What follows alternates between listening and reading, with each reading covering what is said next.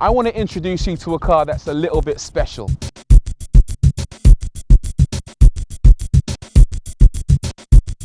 Not because it's properly quick, I mean it is, but because it represents something that's becoming more and more alien to us.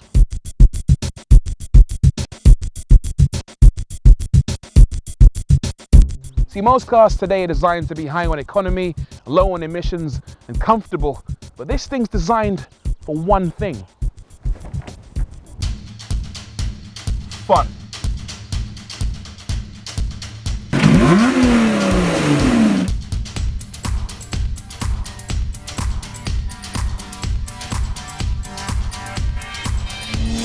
Consider me entertained. Right, so what are we looking at here? We're looking at a 3.5 litre V6, supercharged by the way, and that kicks out 345 brake horsepower, 400 Newton meters of torque, and that's good from 0 to 60 in 3.8 seconds.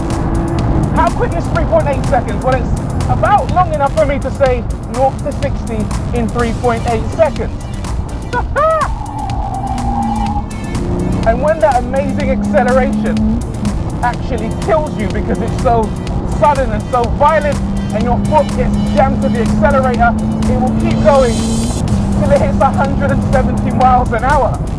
But that's fine if you're dead, because then the amazing noise will actually kickstart your heart just in time for when you reach a corner. And cornering is definitely one of this car's strong points. I mean, it grips like a newborn baby, a starving newborn baby on a set of double Ds. This thing just holds the road unbelievably well. Much of that grip comes from the tyres. Brand new bespoke Pirelli P0s designed specifically for this car. 17 inches at the front and 18s round the back. The Exige S also uses an optimized aero package, which includes a front splitter and a huge rear diffuser that works in conjunction with an equally enormous rear wing. All three ensure extra downforce for faster cornering and better stability. But the Exige S doesn't rely solely on aerodynamics and rubber. This is the first Lotus that owes a lot of its handling prowess to electronic trickery. The car features the new Lotus Dynamic Performance Management System, which gives you 3 driving modes. Tour is for regular road use, Sport sharpens up the throttle and relaxes the safety systems to let you slide the car, and the Race mode, well, that's a different kettle of fish. Race mode opens up the exhaust bypass valves to make the car louder, provides extra engine revs, and actively learns how much grip is available on the circuit based on the amount of wheel spin. Within a couple of laps, it will turn you into Lewis Hamilton.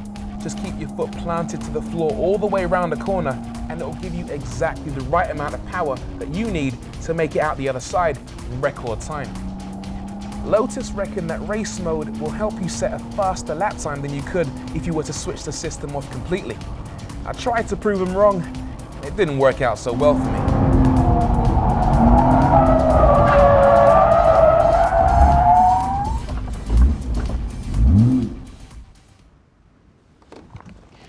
Clearly this car is amazing on the track, even if I'm not. So right now is probably a great time for me to tell you what it's like when you're not spinning out and embarrassing yourself. It is a 2-seater mid-engine sports car, so it's not exactly practical.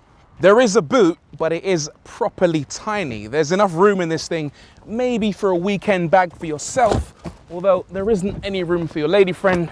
She will have to go naked.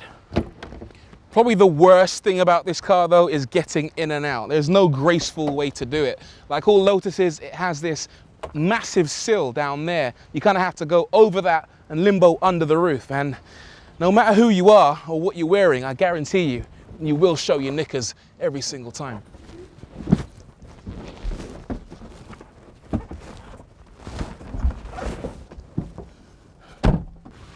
I don't care if you're Patrick Swayze or the Fonz, there is no cool way of getting in and out of this car.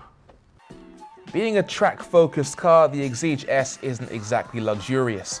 It has a basic pared down feel with the same instruments, switchgear and vents you find in the Elise. There's also plenty of exposed metal. You can see the glue that Lotus uses to stick the bonded chassis together. And check out this cup holder. It looks like something straight out of Van Summers. It's painful. But I'm okay with that. One thing I'm not exactly okay with is how this car drives on the road. Don't get me wrong, it is amazing if you are on the right road, on a winding B road where there's lots of opportunity to exploit the power and the torque, and this thing, there's not a lot that can really beat it. It is sensational. However, it's not all perfect. There aren't all the creature comforts you might expect from a car costing as much as this. For example, there's no power steering. You kind of feel like you're wrestling with some kind of wild animal every time you maneuver at low speed. Also, the air conditioning unit and the heating, well, let's put it this way, I've seen asthmatics blow harder. So it's not perfect then. But you know what? I don't think I care.